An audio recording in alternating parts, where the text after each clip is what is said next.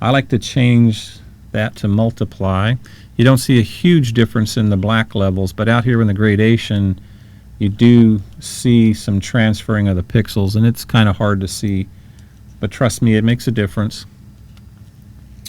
And then we can go up here and play with the transparency of that burst and get it in there just so we're happy with the level of it. Like so. And I'm pretty happy with that. So I'm going to go ahead and save that. Alright, so let's take a look at what we have done here. We have defined the shape of our guitar. We've created several different binding looks for it, none of which we're going to keep other than the faux binding, obviously. In fact, I'm just going to, and that black binding is still turned on. I'm going to go ahead and just trash the two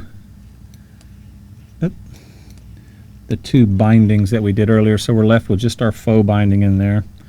So as we go back up our layer stack, we have our color background, we have our faux binding, which is behind all of our body layers, which is exactly where we want it to be. We have a green color, which is giving us the color. It has a layer mask on it, which is subtracting a little bit of light from our edges. And again, now that we have added more definition in the burst, you might want to go back in here and re-pull that gradient a little bit to maybe brighten it up some now, because maybe it's a little too moody. I mean, it's really up to you, whatever look you're going for. That looks pretty good. Going back, continuing up the stack, we have our two quilted maple layers, which we're using to transfer onto our green. We have our burst layer. We have our landing, which is pretty ineffective now that we have the burst in there. In fact, I'm going to bring that burst down a little bit.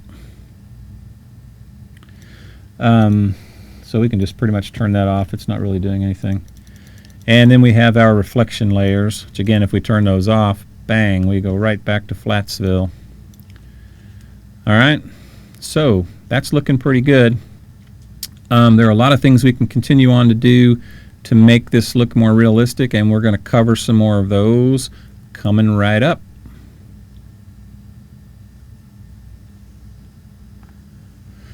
Alright, here we have the guitar as we've been working on it today. It's looking pretty good, pretty good. We've got nice reflections happening. We've got a deep, rich color going on. We've got our faux binding in place. Got a little bit of a sunburst happening. What we want to do now, I have another file I'm going to open up and get back in the right folder here.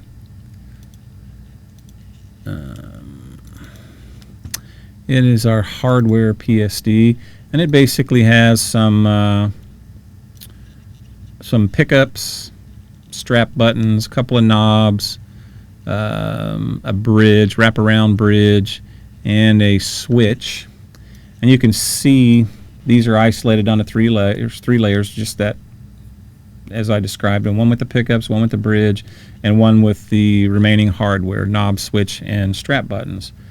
And what we're going to do is we're going to pull each one of these into our project, and these were isolated from various photographs, and were done so just using either the round marquee selection tool, or for the knobs and the switch, or we use the pen tool to outline the pickup, then get our selection by clicking on our path, control clicking on the path, and then just copying and pasting it to a new document.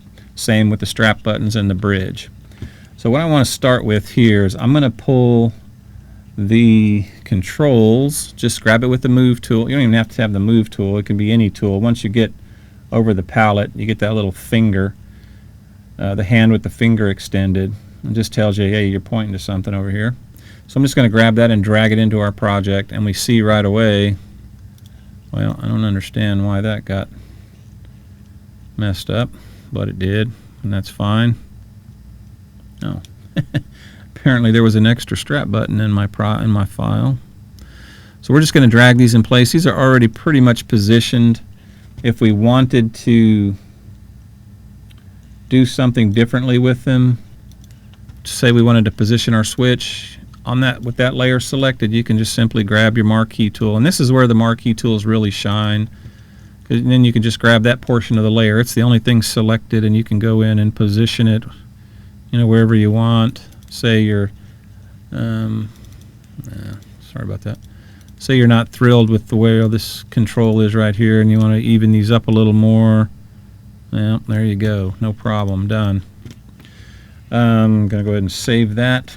I'm going to move back into our other project and grab our pickups and pop them into position. Don't really know 100% where they're going to live right now. Probably pretty close to there, because our neck does come into the body 2 or 3 frets beyond the body joint there. That's pretty good. And then we're going to grab our bridge, bring it over, and it's going to live somewhere in that area. Don't know for certain yet. But it can all be changed and moved around and tweaked to your heart's content. All right, now if I zoom in on this, just double click the zoom tool, that brings us to 100% magnification. You can see that I kind of hastily cut these out. We've got a little bit of the cavity showing here, not so much over there, and then really not any at all right there. Something you can do to kind of fatten that up a little bit is on the pickup layer, just go ahead and control click that, and you'll see we get our selection. We're going to create a new layer. Make sure we have black, and then we're going to go select, modify, expand, and let's see, that's probably too much. Modify, expand, let's go 4 pixels, and what that does is that basically takes our selection and expands it uniformly around that area by 4 pixels, and then we're going to go fill, foreground color, black. Oops. No, it's not an oops, it's just on top, and I left it on top so you could see what that was actually doing. Now if we grab this and drag it down the layer stack, and you can see that that's given us a nice uniform cavity, blacked out cavity around the pickups, and it just kind of anchors them in the shot a little better, or in the mock-up a little better. If you look at it like that, without that, having seen it the other way, you can tell they look a little pasted on there. But by adding that cavity, it really pushes them down into the surface of the guitar. And again, what we're doing here is just all about lighting. It's all about little clues to tell your eye how something is shaped and what's going on there.